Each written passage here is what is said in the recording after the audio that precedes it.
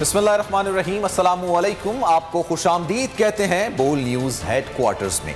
दिन भर की अहम खबरों के साथ मैं हूं सलमान मिर्जा। मैं हूं महविश निसार और मैं हूं सहरिश जुहेब। हेडलाइंस आपने जानी, बुलेटिन का आगाज करेंगे और आज के बुलेटिन में आपको बताएंगे। वज़ीर-ए-आज़म इमरान खान कहते हैं 7 मार्च को धमकी आमेज खत मिला, 8 मार्च को तहरीक अदम एतमाद जमा करा दी गई। धमकी आमेज खत में तहरीक अदम एतमाद का बराह रास्त जिक्र है। कहा गया है तहरीक नाकाम हुई तो पाकिस्तान के लिए खतरनाक होगा। तर्जुमानों के इजलास में कहा ऑपोजिशन की साजिशें बेनकाब करें। इजलास में वज़ीर-ए-आज़म को नंबर गेम और इत्तेहादियों से राब्तों पर भी ब्रीफिंग दी गई। वज़ीर-ए-आज़म ने उस्मान बुज़दार की भी तारीफ की। पीटीआई हुकूमत को हटाना आलमी साजिश का हिस्सा है। जैसे ही पाकिस्तान के लिए धमकी आमेज खत मिला, उसके बाद फौरन ही तहरीक अदम एतमाद जमा करवा दी गई। खत में लिखा गया कि तहरीक अदम एतमाद नाकाम हुई तो पाकिस्तान को खतरा है। ये सब अवाम को बताएं, अपोजिशन के किरदार से पर्दा उठाएं। वज़ीर-ए-आज़म ने इजलास में तर्जुमानों को धमकी आमेज खत से आगाह कर दिया। कहा खारजा पॉलिसी के पेश नजर ज्यादा लोगों के साथ शेयर नहीं किया जा सकता। पार्लियामेंट में इसलिए पेश नहीं कर सकते क्योंकि अपोजिशन ने स्पीकर पर जानिबदारी का इल्जाम लगाया हुआ है। वज़ीर-ए-आज़म ने खत चीफ जस्टिस के साथ शेयर करने की पेशकश कर दी। कहा चीफ जस्टिस को खत दिखाने का मकसद खत की हकीकत को आश्कार करना है। तर्जुमानों के इजलास में नंबर गेम और सियासी सूरत हाल पर ब्रीफिंग दी गई। वज़ीर-ए-आज़म ने दावा किया तहरीक अदम एतमाद नाकाम होगी, जल्द BAP के अरकान की भी वापसी होगी।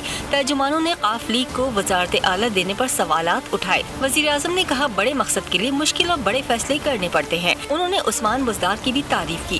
कहा पार्टी पर बुरा वक्त आया तो बहरान से निकलने के लिए उस्मान बुज़दार ने खुद इस्तीफा पेश कर दिया। ये पार्टी रहनुमाओं की स्पिरिट होनी चाहिए। वज़ीर-ए-आज़म को धमकी आमेज खत मौसूल होने के मामले पर अटॉर्नी जनरल ने सुप्रीम कोर्ट से रुजू करने की मुखालिफत कर दी। हुकूमत को मशवरा दिया कि खत के मामले पर सुप्रीम कोर्ट से रुजू ना किया जाए, सियासी मामलात में अदालत को ना घसीटा जाए। मरीम नवाज कहती हैं जाली साबिक वजीर आजम का सुप्रीम कोर्ट के चीफ जस्टिस को खत दिखाने की पेशकश खुद को बचाने की फरियाद है। बराए मेहरबानी सुप्रीम कोर्ट को अपने फितने और शर से दूर रखें। हुकूमत के दावे पर मरीम नवाज ने कई ट्वीट दाग दिए। लिखा नवाज शरीफ को 3 बार वजारत उज़्मा से हटाया गया। उन्होंने कभी मुल्क की सलामती पर आंच नहीं आने दी, ना ही किसी पर झूठे इल्जामात लगाए। इससे ज्यादा खतरनाक बात क्या हो सकती है कि इक़्तिदार बचाने के लिए झूठी साजिशों का ड्रामा रचाकर मुल्क का तमाशा बनाया जाए। मरीम नवाज ने मजीद लिखा इमरान खान तो खुद को सबसे बड़ा आलमी लीडर कहते थे।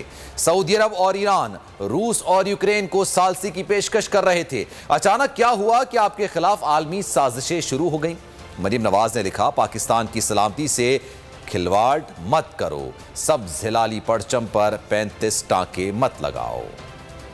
खत का मसला 23 करोड़ अवाम का मसला है। अदालत खत देख सकती है तो अवाम भी देख सकते हैं।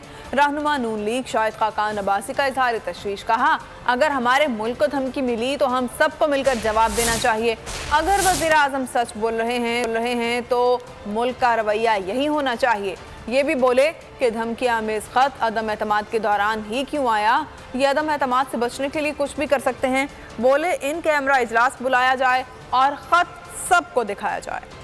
ये पाकिस्तान के 23 करोड़ अवाम का मसला है। अगर वो खत सुप्रीम कोर्ट के जज को भी दिखाया जा सकता है तो 23 करोड़ के अवाम के नुमाइंदों को जो पार्लियामान में बैठे हैं और पार्लियामान के सामने ये बात रखें ये कौन सा मुल्क है जिसने हमारे वज़ीर-ए-आज़म को धमकी आमेज खत लिखा है। हमारे मुल्क को धमकी आई है, हम सब ने मिलकर उसका जवाब देना है। अगर वज़ीर-ए-आज़म साहब सच बोल रहे हैं तो यही रवैया पाकिस्तान का होना चाहिए। धमकी आमेज खत सिर्फ अदम एतमाद के दौरान क्यों आया और ये अदम एतमाद से तवज्जो हटाने के लिए ये जो मामलात हुकूमत कर रही है ये मुल्क के हक में नहीं है। इन कैमरा इजलास रखें अगर ये खुफिया मामला है और उसके सामने ये खत रखा जाए कि वो कौन सा मुल्क है जिसमें जुर्रत हुई कि पाकिस्तान को धमकी दे सके। बिलावल भुट्टो ने वज़ीर-ए-आज़म से धमकी आमेज खत सामने लाने का मुतालबा कर दिया, फिर खत को झूठा भी करार दे दिया।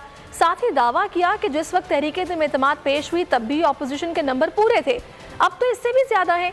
MQM का कोई ऐसा मुतालबा नहीं जिससे आज तक इनकार किया गया हो। हर हाल में पाकिस्तान और पाकिस्तान के साथ कराची की भी तरक्की के लिए इनके साथ मिलकर काम करना होगा। ये खत की बात है पूरा अपोजिशन ने चैलेंज किया, हम भी चैलेंज करते हैं कि कौम के सामने लेकर आए, साबित करो। 3 साल से अब पाकिस्तान के अवाम पहचान चुके हैं कि खान साहब का आदत है कि वो झूठे इल्ज़ामात लगाए।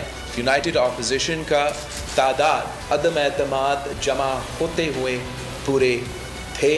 आज यूनाइटेड अपोजिशन का तादाद उससे भी ज़्यादा है।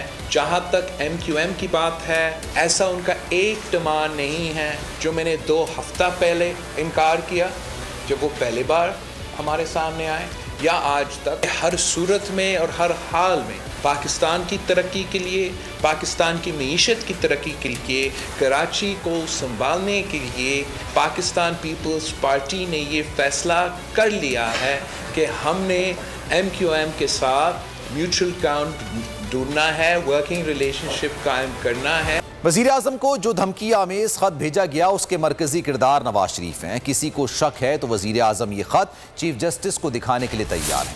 वफाकी वज़ीर असद उमर का दावा, दौरान प्रेस कॉन्फ्रेंस बोले इमरान खान की जान को ख़तरा है। मरासले में 2 टोक अल्फाज में लिखा हुआ है कि अगर अदम एतमाद की तहरीक कामयाब नहीं हुई तो उसके खौफनाक नताइज बरामद हो सकते हैं। फवाद चौधरी बोले, मैंने पहले भी कहा था कि नवाज शरीफ को बाहर जाने ना दिया जाए। ऐसे लोग बाहर जाकर आलमी इस्टेब्लिशमेंट के हत्थे चढ़ जाते हैं। शेख रशीद ने कहा, जिन लोगों ने इमरान खान को हटाने के लिए आलमी साजिश की वो नाकाम होंगे। बैरूनी हाथ और अदम एतमाद की तहरीक आपस में मिले हुए हैं। अब इसके अंदर किरदार कौन कौन है, उसमें एक के ऊपर तो कोई शक ही नहीं है और वो नवाज शरीफ। हम इस बात का जिक्र करने को तैयार नहीं है कि ये मुरासला कहां से आया और किसने भेजा। वजीर आजम तैयार हैं ये मुरासला जो है ये चीफ जस्टिस सुप्रीम कोर्ट के सामने रखने के लिए। उसमें 2 टोक अल्फाज के अंदर ये भी लिखा जा रहा है कि अगर अदम एतमाद की तहरीक कामयाब नहीं होती तो खौफनाक इसके नताइज आ सकते हैं। मैं इसीलिए उस वक्त सबको कह रहा था नवाज शरीफ को बाहर ना जाने दो, क्योंकि इस तरह के लोग जब बाहर चले जाते हैं वो इंटरनेशनल एस्टेब्लिशमेंट का एक स्टूट बन जाते हैं, वो उनके अलाकार बन जाते हैं। जिन लोगों ने इंटरनेशनल साजिशें की हैं, इमरान खान को हटाने के लिए इंटरनेशनल इन्वेस्टमेंट हुई है, वो इंशाल्लाह नाकाम होंगे। 3 तारीख की आखिरी बॉल तक इमरान खान खेलेगा और इत्तेहादियों के बारे में मैंने कहा था कि इंशाअल्लाह ताला काफ लीग हमारे साथ आएगी। MQM का फैसला बड़ा फैसला कौन होगा? हुकूमत को आए रोज नए सरप्राइजेस मिलने लगे। आज बलूचिस्तान के आज़ाद रुकन असम्बली असलम भतानी हुकूमती सफ़ों से अलग हो गए। प्रेस कॉन्फ्रेंस में अपोजिशन का साथ देने का ऐलान कर दिया।